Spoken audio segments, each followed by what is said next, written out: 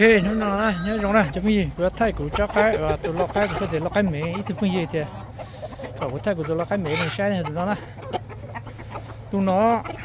thì tụi lo lâu là lo ở xong nào là cho nên tụi nó bỏ nè thì mà lo cho nó bé tụi nó giờ bé tụi nó nè giờ thì nó tụi này mà thay nó sai này thì tụi lo lâu cho tụi nó nè cái tiền lót cái mì này này, cô cho để đối từ ra phần vô lọ cho tụi nó này, nó sẽ dùng để từ lót cái mì, dùng để từ cái mì thế này,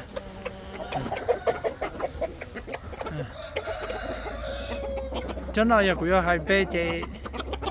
những cái bao thì chỉ cũng chỉ hai bé đó, ok,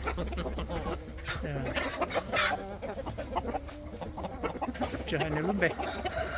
giờ từ lót cái mì, không có lót cái mì này mà dùng để từ lót cái mì này. Ok, thì trong đó là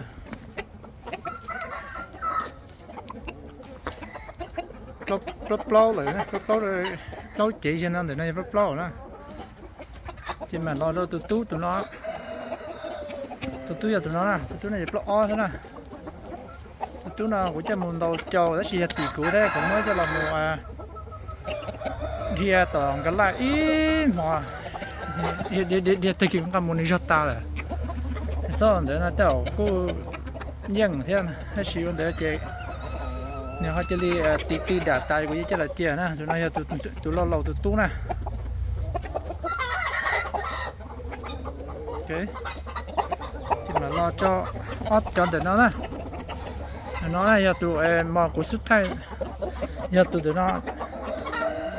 giờ tú nè giờ tú giờ cho nó nè tụi nó nè đi giờ tụi nó cũng mất thêm gì đấy á, tụi nó cũng mất thêm gì nè, khi trong cơ thế này, thì có thể là chả, stop bỏ xong mình chỉ để tôi xuống lửng thì sẽ đây chả, chỉ ít giờ tụi nó là, tụi nó họ tự xí chúng nó là, thế mẹ cái tàu rồi, nếu như cái tàu rồi là, tụi nó cũng thêm mẹ á, mình đầu hơn, chỉ tàu hơn tụi nó. Thì là đấy thì tụi nó là lo xía thế thì tụi nó xin cho vào để xin cho trở lại thì cũng chắc cái của bên này thì nó cái mẹ cái gì nó có này thì nó là cái đấy giờ là chỉ to vậy này họ sợ giờ nó sẽ này của nó cái mẹ cái gì nó có ok thì giờ nó đây là chỉ tú nào đó cho giờ nè giờ mà lo cho chú rồi mà nó chọn cho sinh gì cho nó là ok thì tụi nó là những đồ trong chế thế mà tôi cái nào cũng chỉ là rồi chỉ đồ trong chế này giờ thì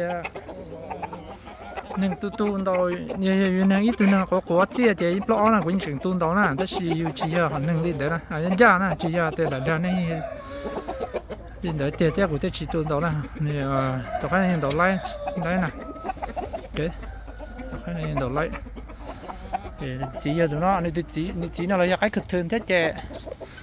rồi ý là chỉ tụi đó có là tụi đó là thì tụi biết tụi để cột đà để chơi cho chơi vậy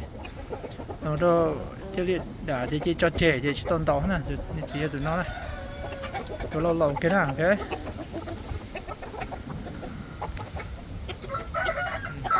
thay để nó sẽ để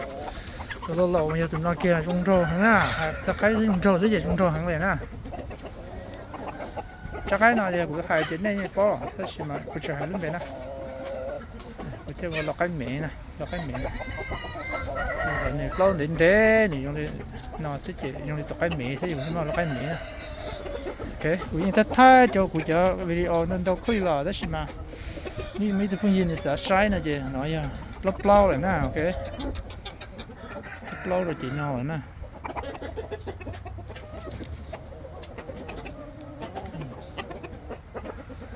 chị tụi tụi nó này sẽ cắt thay rồi là tôi nên xây để cho nó tụi nó này ok tụi nó thì mà lo để nó cho nó này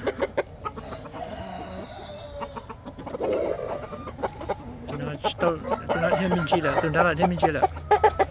tụi tao mà còn nhau lẻ là chỉ tao riêng nè rồi đó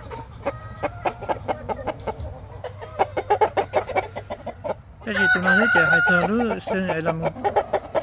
khi rong xuống tàu vậy rong sinh rong hàng này đó cái gì mà nó tới rong thì sẽ chạy chỉ bao để cho nên thì đi chạy gì đó thì chỉ tao mới chạy mới chạy luyện gì chứ mình chạy chứ ok cái nào trong này sáng này chờ qua họ chỉ tao cái nông của tụi nó cái mẹ nào của tụi nó cái mẹ vậy tụi nó nè của tụi nó cái mẹ tụi lâu lâu cho tụi nó nè